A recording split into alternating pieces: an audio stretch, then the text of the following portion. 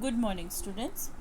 Today, let's read the sixth chapter from our English Footprints Without Feet, class 10th, The Making of Scientist by Robert W. Peterson.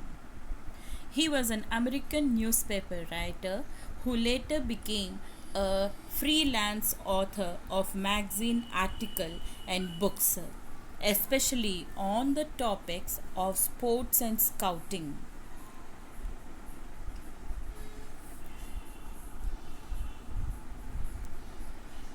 His 1970 chronicle of Negro League Baseball, titled Only the Ball Was White, was hailed by the New York Times as having recaptured a lost era in baseball history and a rich facet of American life in America. Children, now let's see the introduction of this chapter, Making of Scientist. Richard E. Bright has received the Sailor Scholar Award and Scorching Plough Award for biochemistry and molecular biology. It was his fascination for butterflies that opened the world of science to him. The story is about Richard H. Bright, who grew up in the town of Reading in Pennsylvania, USA. As he did not have much to do there, collecting things was his hobby. He used to collect butterflies as a child in kindergarten. Let's read how this curious child who collected butterflies went on to become one of the greatest scientists of the world. So children, in this video, you are going to learn the summary of this chapter and the main characters of the chapter. Now, let's read the summary and understand the chapter. The chapter, The Making of Scientist, is a story about the famous scientist Richard E. Bright. Richie, as his mother used to call him, was a curious child right from his childhood. He started collecting butterflies in his childhood when he was 2 years old. He had already collected all the 25 species found near his hometown. He thought it to be an end of butterfly collection until one day his mother bought him a book named The Travels of Monarch X. It was the turning point of his life, and he got much more interested in the dealing with science.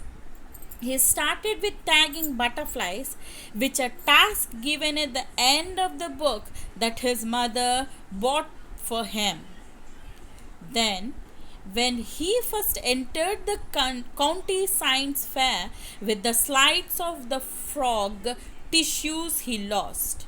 Everybody won something, but his project did not win any prize. He was sad, but also understood that to win, he needed to do real experiments and not just make neat and clean models. Then he wrote down to Dr. Kuhart at the University of Toronto asking him for ideas to make projects. He stayed busy during his high school working on the long list sent to him by Dr. Kuhart. Then, for the next year's fair, he chose the project of looking at the viral disease that killed all the monarch but caterpillars every few years. He thought that the reason for this could be a beetle. So he started raising caterpillars in the presence of beetles but could not get any results. So, when he showed his trial experiment at the county science fair, his project won a prize.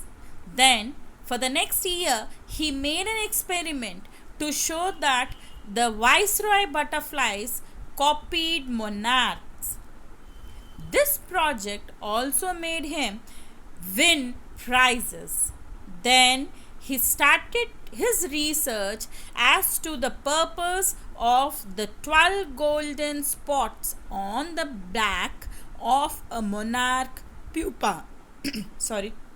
Everybody believed that it was just a design, but Dr. Kuhart thought otherwise. Then Ebright and another brilliant science students got together and made a device that could show that the golden spots were responsible for releasing a hormone that was necessary for its growth. With the help of sophisticated instruments at one of the lab, he got a chance to work and found the chemical structure of the hormone in the gold spots. Then, one day, while looking at the photo of the chemical structure, he solved one of the biggest puzzles of life. He came to know how a cell blueprints its DNA. It was a big breakthrough and was published in a magazine. He also had many other interests and also admired his social studies teacher, as he was the one who used to give him new ideas. He was good at debating, public speaking, and a great canoeist. He never used to win for the sake of winning or for prizes, but because he wanted to be the best at whatever he used to do. It is shown in this chapter that with the right amount of curiosity, a bright mind, and the will to win for the right reason are the qualities needed to be a scientist.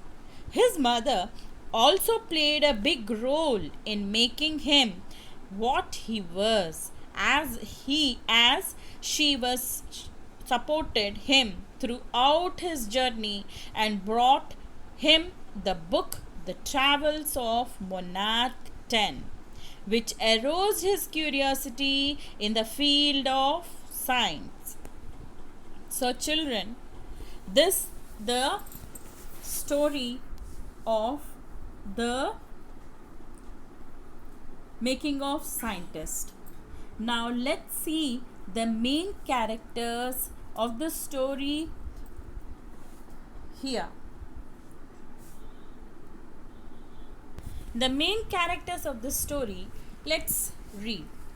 Firstly, Richard H. Bright, a multi-faced genius, a great scientist, debater, canoeist, etc., collected butterflies since childhood. Worked on monarch butterflies, the cells and its DNA. Inspired by his mother, Dr. Kuhart, and his teachers, R. A. Wheeler. Now, let's see the second one, Richard H. E. Bright's mother. Encouraged and inspired E. Bright's interest in learning, bought him instruments like cameras and his only companions, got him the book The Travel of Monarch X that changed Richard E. Bright's life.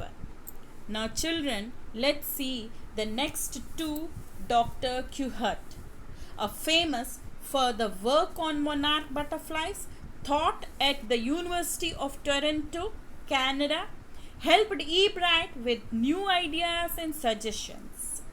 Now, let's see the fourth one, Richard A. Wheeler, social studies teacher of E. Bright, respected and admired by E. Bright, turned E. Bright's energy towards the debating and the model United Nations Club.